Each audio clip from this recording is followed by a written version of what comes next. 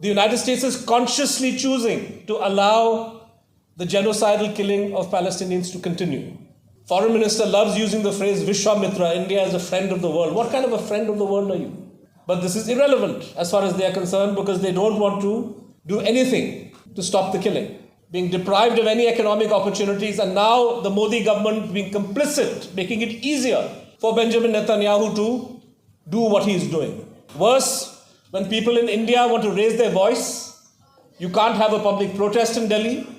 We've seen examples of people in Uttar Pradesh, Maharashtra and other states being prosecuted for a WhatsApp status or a Facebook post in solidarity with the people of Palestine.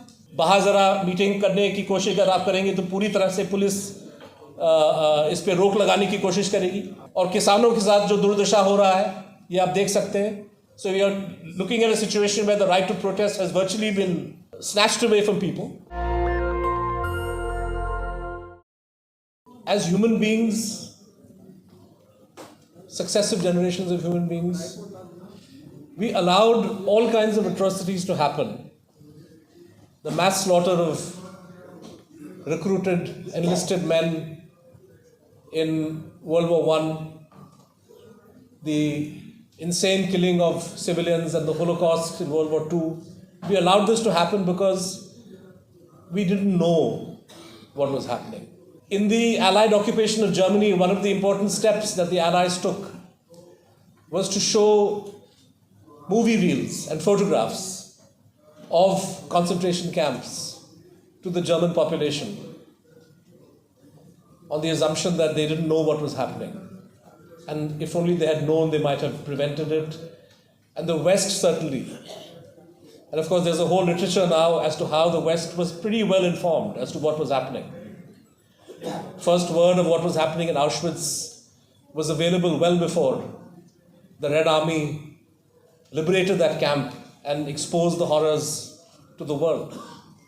But the illusion that we lived under was that if only the world could have seen, if only we'd seen those images, if only we'd seen that footage, we would have risen as one and ensured that it didn't happen. And I'm sorry to say that what the Gaza genocide has proved to us is that it doesn't matter.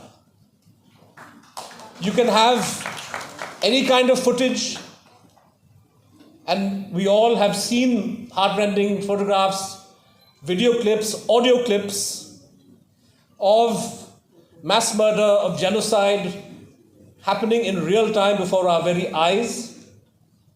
The same footage is available to the entire world, to all world leaders.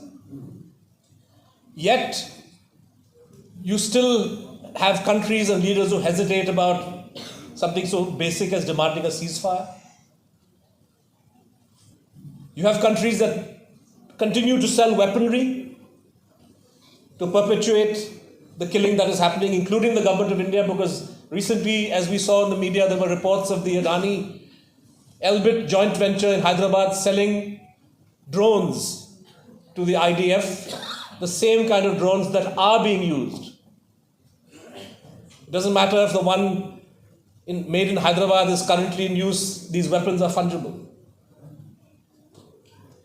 So, all the footage that we can see, all the imagery that we know has not made one bit of difference to a certain category of world leaders, certain kind of government, of course.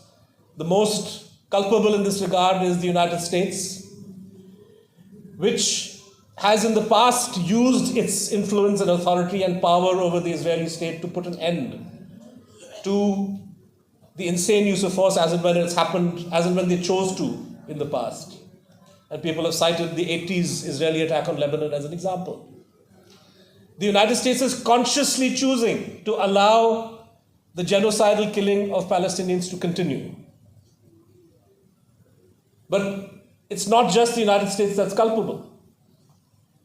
Ambassador Fabian spoke about the Vishwaguru complex. Our foreign minister loves using the phrase Vishwamitra, India is a friend of the world. What kind of a friend of the world are you? Do not want to lift a finger when you do not want to speak the truth about what is happening. I saw his participation in the Munich Security Conference the other day. He was on a panel with the American Secretary of State and the German Foreign Minister. And these three foreign ministers were talking as if the ICJ did not exist. There was no reference to what the ICJ had found. Two of those three foreign ministers, their governments had judges on that panel. And this was as unanimous, as convincing a verdict as you can get. But this is irrelevant as far as they are concerned, because they don't want to do anything to stop the killing.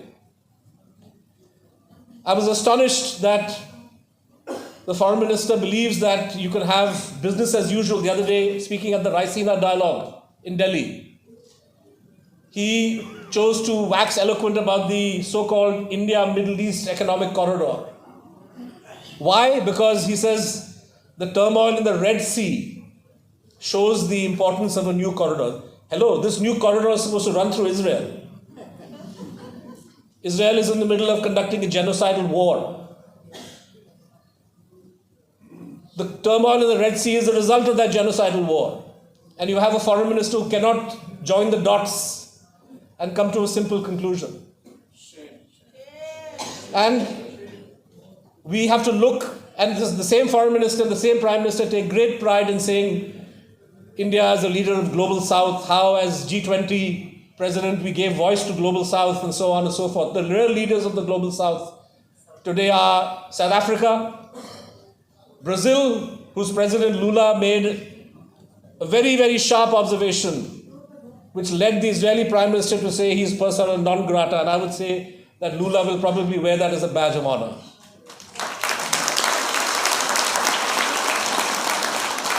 So there are countries, there are leaders who are willing to stand up and speak out for what is correct. Here, not only does the government not speak, the government is complicit. Jean mentioned how the government of India is facilitating the export of a new kind of indentured labor. Not only are you subjecting Indian workers to all the risks that come with working in a conflict zone, but you are undermining the decades-long solidarity between India and Palestine, between the people of India and Palestine. You are making it easier for the Israeli state to target Palestinian civilians, deprive them of their livelihood. We're talking about a people who live under illegal occupation. There's a second hearing going on at the ICJ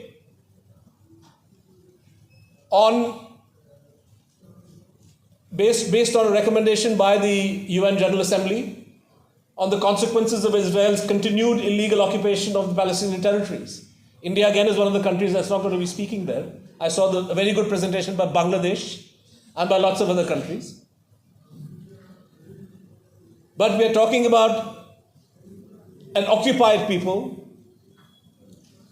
already living at the edge, being deprived of any economic opportunities, and now the Modi government being complicit, making it easier for Benjamin Netanyahu to do what he's doing. Worse, when people in India want to raise their voice, you can't have a public protest in Delhi. We've seen examples of people in Uttar Pradesh, Maharashtra and other states being prosecuted for a WhatsApp status or a Facebook post in solidarity with the people of Palestine. So there is no freedom of speech when it comes to the people of India wanting to stand in solidarity with their fraternal people in Palestine. This is the state of affairs in the country that claims to be Vishwaguru, Vishwamitra, whatever. In the last year and a half, the world has seen two bloody wars, both of which are continuing, which have taken a huge toll in terms of civilian lives. The Russian invasion and aggression of Ukraine and the Israeli genocidal war on the people of Palestine. There is, to my knowledge, only one country, only one government that has refused Most countries have condemned one or the other. That speaks to a different kind of double standard. There is one country that is quite happy to stand with Putin and stand with Mr. Netanyahu. And that's the government of Mr. Modi. This is the reality of the kind of regime that we are looking at here. And Jean and Aisha were saying that we need to deliberate on how to change things.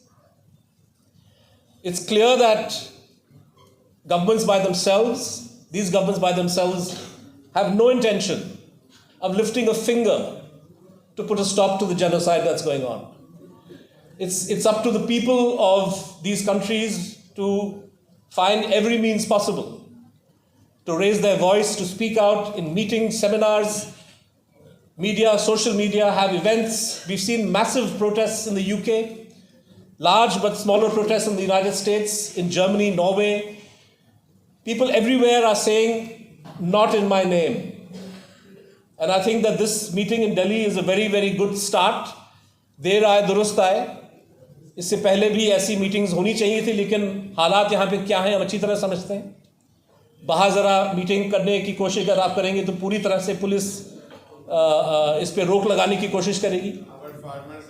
और किसानों के साथ जो दुर्दशा हो रहा है ये आप देख सकते हैं. So we are looking at a situation where the right to protest has virtually been snatched away from people. But we have to find ways to make our voices heard. We have to find ways to speak out.